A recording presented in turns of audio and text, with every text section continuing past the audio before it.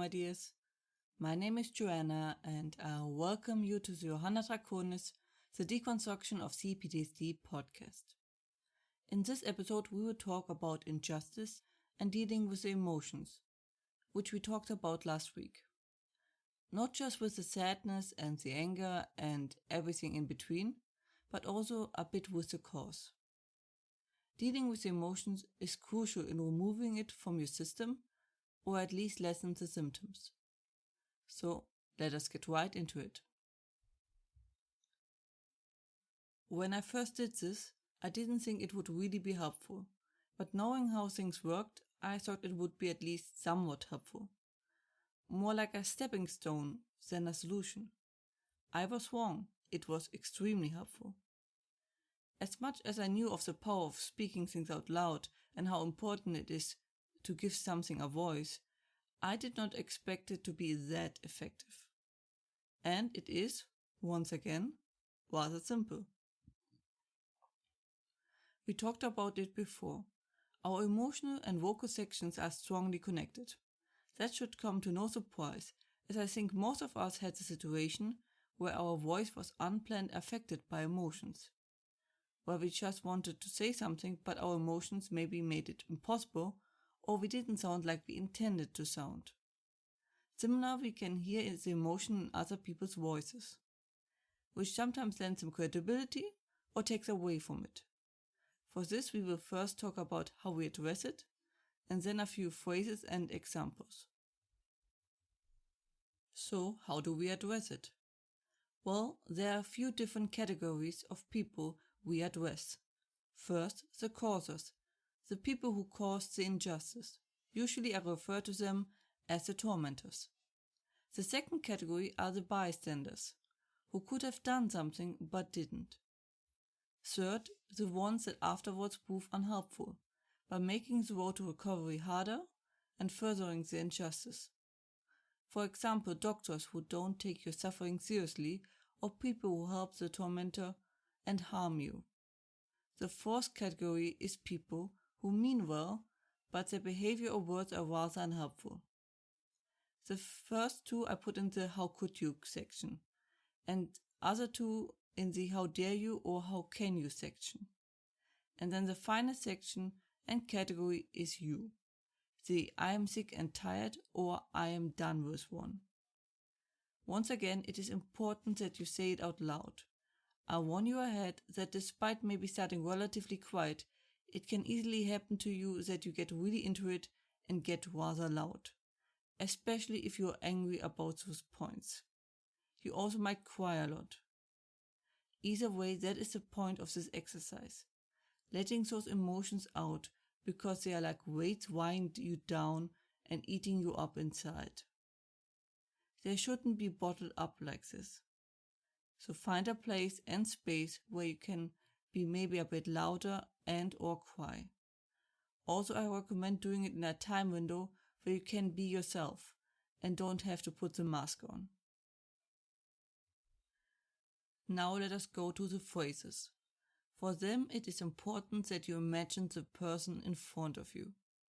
You might hesitate saying it to that person, as saying it usually would draw severe consequences. That is why you usually bottle it all up inside and slowly poison yourself. We need to get it out. And the good news, we don't need that other person actually to achieve it. Like I said before, you don't need other people to cure yourself, as them doing something specific. I am all for getting help and support. You will, most likely, never get the apology, answer, or the like you deserve.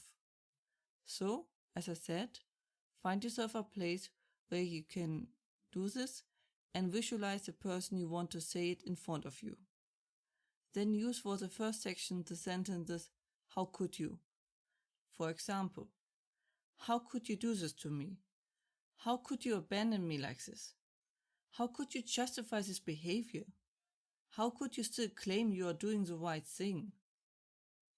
And so on, and so forth. Start. You will most likely be surprised how easy you come up with more once you started. The same with the second section. how dare you, or how can you? Some examples are again, how dare you say it wasn't wrong what happened? How can you act like everything is normal? How can you still look into the mirror?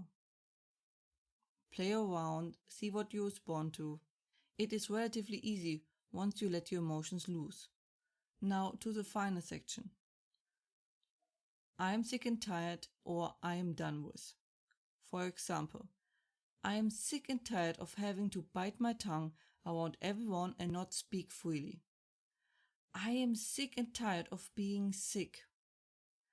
I am done with having to fight for my basic rights. There's a lot we can say around normal people. They usually can't deal with it. So this is a really great way to say those things nonetheless. It is important to just get them out of your system, so you can heal and finally move on. I don't know if you play these sort of games where you have to follow an NPC sneakily and he isn't allowed to detect you. And every now and then he turns around to check what is going on behind his back. Well, I just realized during my walk with the dog that I'm that NPC during our walks. You see, my dog is free running, and while I have a leash on me, as he's very reliable and trained well, but with age he picked up some bad habits he isn't supposed to do. Not really bad, but still some things he shouldn't do, like eating all the grass. But sadly he figured out that if he walks behind me, I can see it. If he's sneaky and silent about it. That are the times I wish I had a Labrador. They usually don't figure this kind of stuff out. So now every now and then I turn around to shoo my dog like that NPC. But at least he's getting better, and that is one of the signs for it. And regarding stealth in games, unless I'm forced to it, I usually go by the method no one can notice if no one is left to notice. I just suck at stealth. That was it for today's episode. I hope you found it helpful. I might pick up the exercises again now and then to show the usage properly, especially if people feel like they need more explanations, as I did cut it all rather short. But that was it for now. If you have any questions or feedback and the like, please let me know at contactme@johannatakonis.com. More information and transcript you can find as usually under johannatakonis.com/podcast, and links are in the description. I hope to see you next time. Watch yourselves and have a wonderful time.